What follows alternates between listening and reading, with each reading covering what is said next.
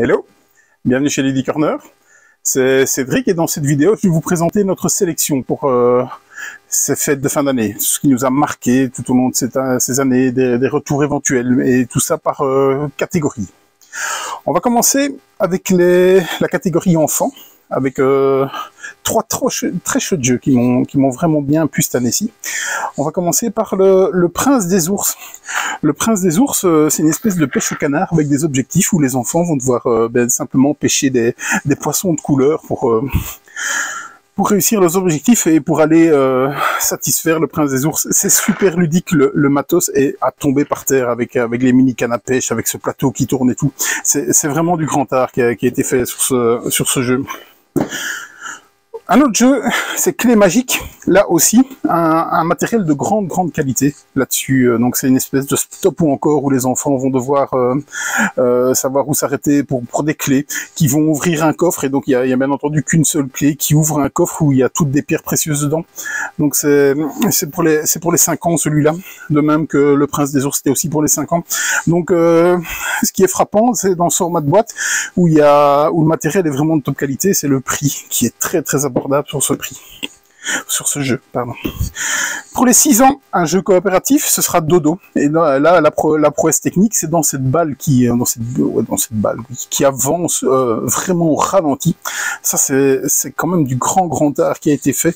Une belle prouesse technique. Donc, le jeu coopératif c'est Memory, hein, donc il va falloir essayer vite fait de mettre des traverses pour que la balle continue de rouler, pour que vous puissiez la récupérer en fin de parcours. Donc, c'était Dodo. Un vrai coup de cœur, celui-là, hein, Dodo. Très bon. Ça, c'était pour la catégorie enfant. Dans la catégorie familiale, il vient d'arriver, mais waouh, quoi. On est un peu sur ce qui se fait dans des jeux d'enquête comme Micro Macro, Trax par exemple. Et donc c'est pour les enfants et c'est dans l'univers de Zombie Kids. Donc c'est Flashback Zombie Kids où les enfants vont devoir avec des photos de caméra et tout déduire tout ce qui s'est passé. Donc il vient d'arriver pourtant et franchement il est terrible celui-là. Un Azul, qui connaît pas Azul, eh bien donc on a une édition chocolat où vous avez des carreaux à la place d'être du carrelage, mais c'est des carreaux de chocolat. C'est une édition, je sais pas si c'est une édition limitée, mais en tout cas c'est comme le premier jeu de base, celui-là. C'est vraiment minime, il y a des changements minimes comparé au jeu de base, donc il ferait doublon si vous avez le premier opus de Azul. Mais donc elle est très belle cette version chocolat pour Azul. Il est de retour après plusieurs mois d'absence, hein, c'est Creature Comforts. C'est un jeu tout mignon, hein, parce qu'il est vraiment très beau, avec une mécanique bien particulière de pose d'ouvriers et des dés qui vont avec. Le matos est tombé par terre, les cartes ont été corrigées, parce que dans la première version, vous aviez les cartes corrigées parce que c'était plus du français canadien que du français autre chose, et donc ça pouvait des fois être interprété un peu de façon étrange en tout cas, mais dans cette version-ci qui vient de revenir, tout est en ordre, donc c'est du 8+, il est très joli, Creature Comforts. Voilà, ça c'était pour la catégorie familiale. La catégorie coopératif. Donc je vous en parlais avec Flashback Zombie Kids, c'est Trax qui est arrivé. Et là, c'est du grand art. Donc vous avez une carte devant vous et c'est des enquêtes sonores. Donc vous allez écouter ce qui s'est passé. On va vous demander par exemple de retrouver quelqu'un qui s'est fait enlever, qui avait laissé son GSM allumé et qui a donc capté tout ce qui s'est passé. Et à l'aide de ces indices, vous allez devoir dire où envoyer la police avec Trax. C'est super bien fait. Franchement, ils ont mis les moyens, surtout au niveau de la bande son, qui est nickel, vraiment nickel. C'est Trax. Le trésor de Davy Jones, donc un petit coop, vous allez dévoiler les tuiles au fur et à mesure, donc vous êtes dans un bateau, le bateau est complètement en train de brûler, et donc vous allez devoir gérer ça. On a un petit coup de pandémie dans celui-là, et donc quand on parle d'un jeu coopératif et qu'on dit qu'il y a un petit coup de pandémie, on s'appuie quand même sur quelque chose de très costaud en matière de ce qui se fait de mieux dans les jeux coopératifs. Le trésor de Davy Jones.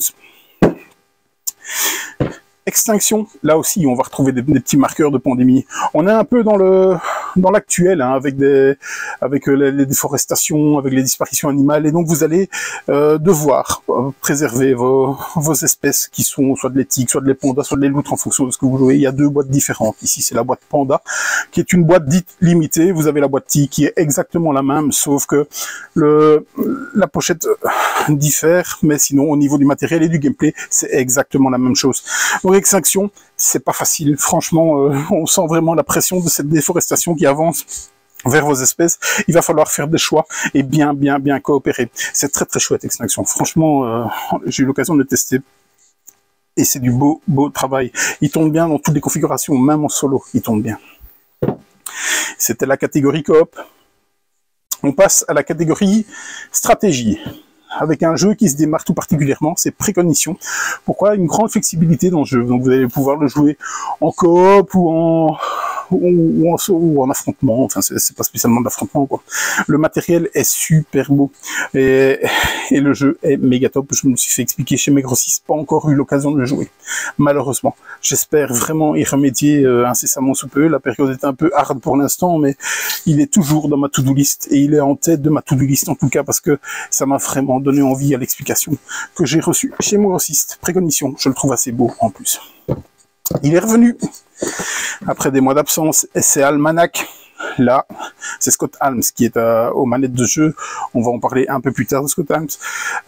C'est une espèce de livre, donc c'est du placement d'ouvriers et on va jouer sur plusieurs pages de livres, une à la fois évidemment, mais à chaque fois qu'on va tourner une page de livre, mais il va y avoir d'autres petites règles. Donc à chaque fois, vous allez avoir un jeu qui évolue dans les complexités sur ce jeu. Donc c'est Almana et il y a le deuxième opus, vous cherchez tout de suite, qui est aussi arrivé, qui est les sommets cristallins.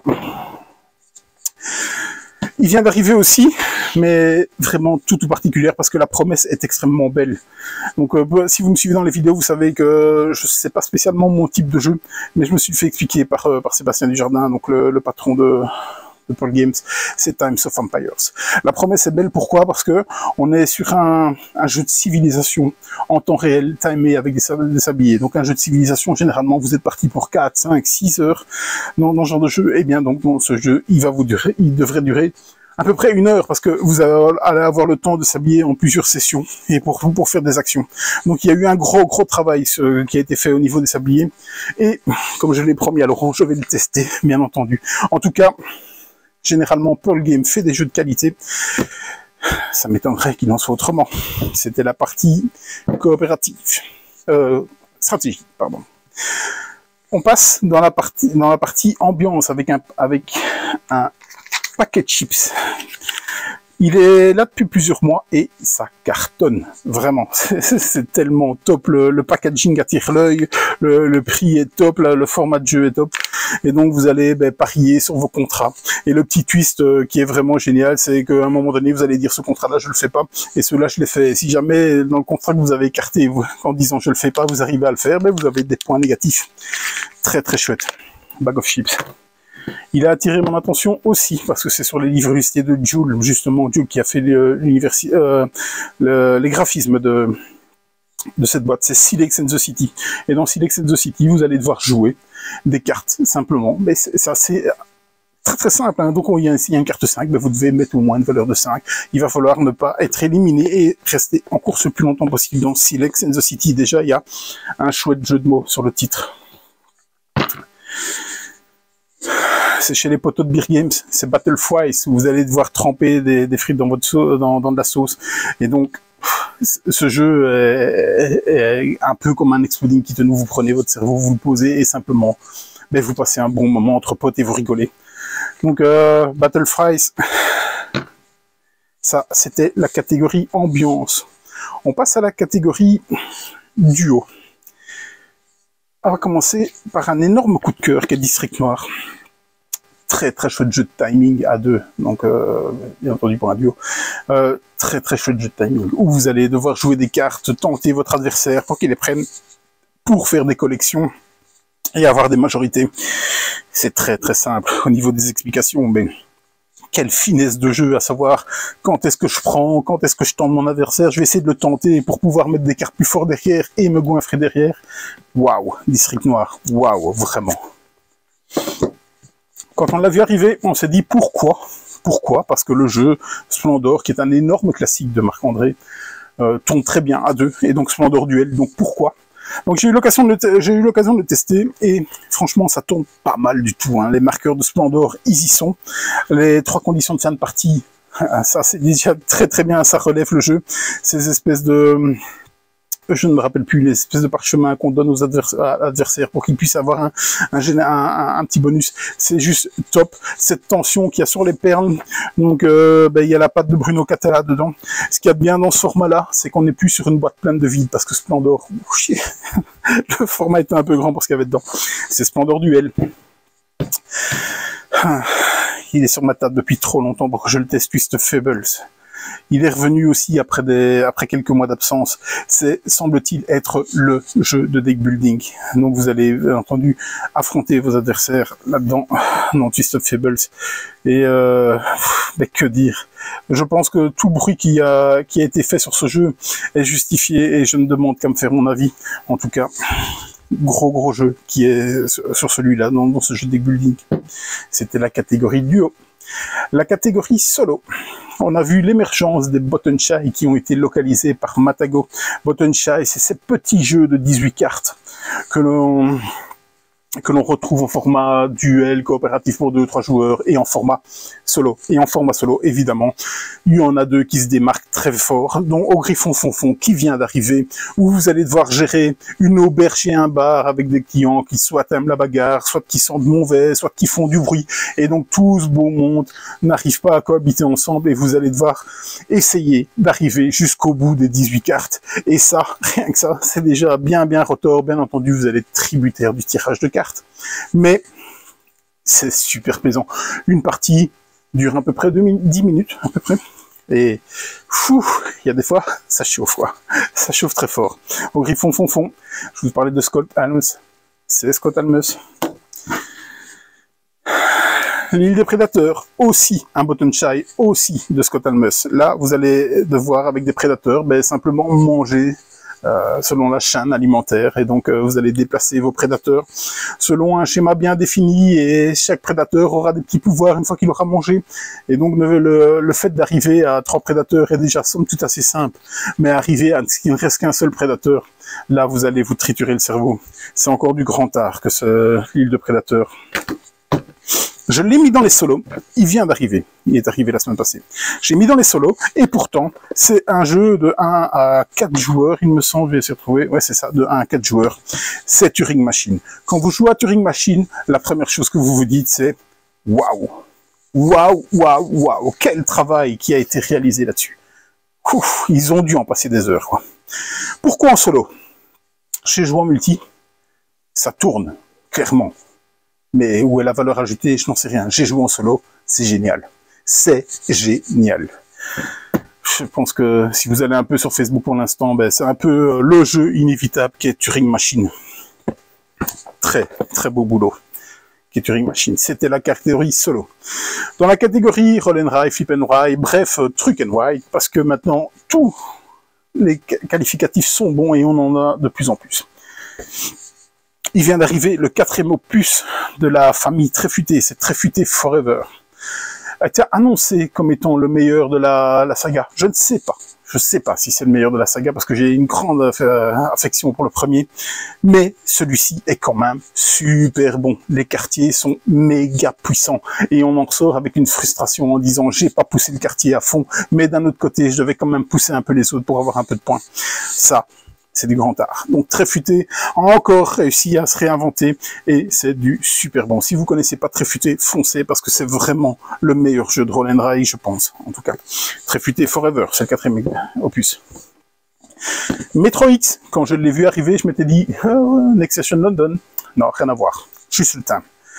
C'est Rotor à mort. C'est un 8+, ça, oubliez, franchement, tellement c'est Rotor, parce que il va falloir pousser vos lignes avec d'autres lignes pour arriver au terminus, donc vos lignes de métro. C'est super bien fait, c'est un flip and why, franchement, il tourne bien dans toutes les configurations, un peu comme, c'est vraiment la qualité principale de de cette gamme, hein, Roll and Ride, Flip and Wide, tout ça, ça tourne très bien tout seul à 2, à 3, à 4. Généralement, le temps de jeu n'en est même pas modifié. Un mastodonte qui est arrivé dans cette catégorie, Twilight Inscription. Twilight Inscription, il fait peur. Vous allez avoir 4 énormes feuilles devant vous.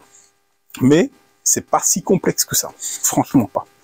Le but est évidemment de jouer assez rapidement pour avoir un maximum de dés, très rapidement pour avoir un maximum d'action. Ça combotte dans tous les coins. Dans tous les coins.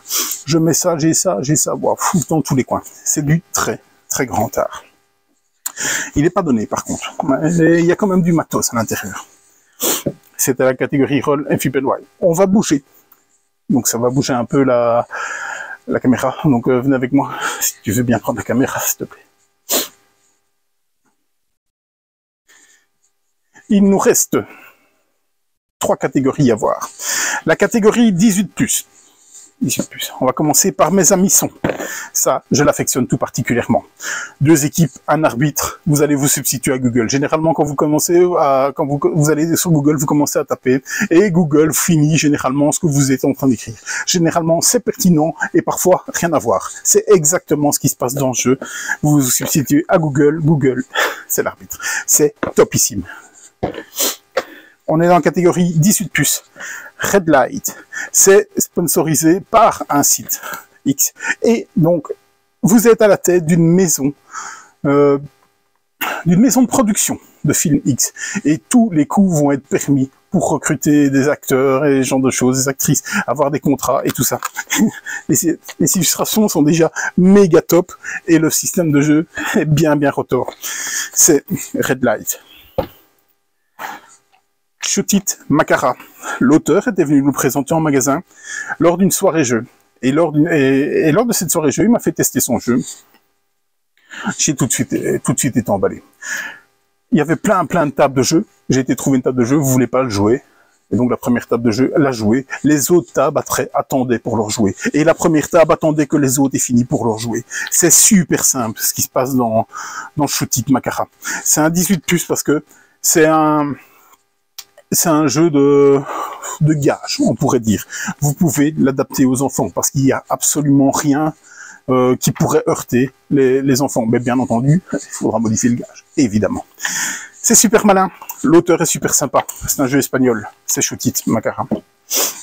Dans la VO, les jeux en VO, il y a eu du lourd, du très lourd cette année-ci. On commence par Space Station Phoenix, chez Rio Grande. La principale force de ce jeu-là, c'est que quand vous faites une action, généralement, vos adversaires vont en profiter aussi. Mais surtout, c'est que vous allez démanteler vos vaisseaux pour avoir des ressources pour pouvoir faire plus d'actions. Mais en démantelant vos vaisseaux, vous allez avoir moins de choix d'action et donc vous restreindre. Ça, c'est du grand art, vraiment. C'est topissime ce jeu. C'est fluide, c'est rapide. Je pense que à 4 joueurs, première partie, on est resté dessus 1h30. Et on avait plié la partie. C'est vraiment top. Il y a pléthore de matériel. La boîte pèse 12 kilos, franchement. On a ramené des scènes, enfin, un tout petit peu après scène, parce que le pauvre, il a pas reçu ses boîtes à SN. C'est Pilgrim, c'est chez Spielworks. Spielworks est certainement la maison d'édition que je préfère dans les VO. À chaque fois que je joue un jeu Spielworks, je suis conquis. C'est Pilgrims, c'est de Nick Case, vient d'arriver juste après la scène. Il a buzzé, rien qu'avec son titre. Bitoku est là, de chez Devir. Là, c'est la version VO. Il y a la version VF aussi, de chez Localisé, par Yellow. Localisation, il n'y a pas de texte sur les cartes. Bitoku, c'est vraiment un jeu un peu, je sais pas si c'est pas cassable, franchement, parce que vous allez devoir vous éparpiller un peu et faire plein de choses. Et ce système de dés et de rivières, génial, franchement. Le gros problème, c'est la charte graphique. Mais bon, apparemment, c'est pas le cas de tout le monde. Donc, Bitoku, en VO et en VF. Généralement, pour les fêtes, on a envie de se faire plaisir, et donc je vous ai sélectionné des jeux qui ont du matériel de qualité, vraiment de très belle qualité. Généralement, ces jeux coûtent un pont, malheureusement. Et donc, je vous en ai sélectionné 3 parmi tant d'autres. On a la version Tokaido, la version Deluxe de ce classique de Tokaido. Tokaido est déjà très très beau, et avec ce matériel upgradé, ça va vraiment renforcer vos sensations de jeu. On est sur du familial, Tokaido, très très belle version. Un autre jeu familial, arrivé fin de l'année passée, mais on en a encore, Les Aventuriers du Rail, l'édition 15e anniversaire. L'édition est à tomber par terre. Je ne vais pas vous présenter Les Aventuriers du Rail, je pense qu'énormément de gens le connaissent, mais cette édition, pour ceux qui apprécient Les Aventuriers du Rail, c'est topissime. Elle est super belle. Pour finir avec cette sélection, un Kickstarter. Les Palais de Carrara, c'était un jeu qui a plusieurs années, qui était sorti chez Philosophia et qui a été repris, qui a été luxifié par GamePrower. Déjà, le jeu est super top. Si je me trompe pas, c'est le papa d'Azul qui nous a fait ça. Donc déjà là-dessus, on était sur des bonnes bases, même si ce jeu est arrivé bien avant Azul. Ce système de gestion de ressources avec ces roues qui tournent et les gestions qui deviennent de moins en moins chères, c'est juste génial. Et faites-vous plaisir avec une version de luxe. Voilà, c'était le dernier jeu de cette sélection. On est passé à peu près dans pas mal de catégories. On en aurait peut-être pu mettre encore une ou deux, mais le mieux est que vous veniez en magasin et qu'on vous guide au mieux pour ces achats de fin d'année. Tous ces jeux m'ont particulièrement marqué. Déjà parce que j'ai pratiquement tous essayé, ou alors je me les suis fait expliquer et je me suis dit, il y a quelque chose. Je me suis un peu renseigné sur cela, j'ai pris les avis de certaines personnes et ce genre de choses. Et c'est une belle année 2022 qu'on a eue. On est un peu dans les reliquats du Covid, où il y a eu énormément de jeux qui ont été produits et qui ont dû attendre, et donc il y a eu l'embouteillage de ces jeux, et évidemment, tous ne vont pas survivre à cette année, parce que trop de bonnes choses qui sont arrivées, et trop de bonnes choses qui sont arrivées en même temps. Ce que je vous ai mis là sur la table, j'y crois vraiment. C'est quelque chose que j'affectionne tout particulièrement. Et donc, faites-vous plaisir, tout simplement. Et je vous dis à bientôt chez Ludie Corner.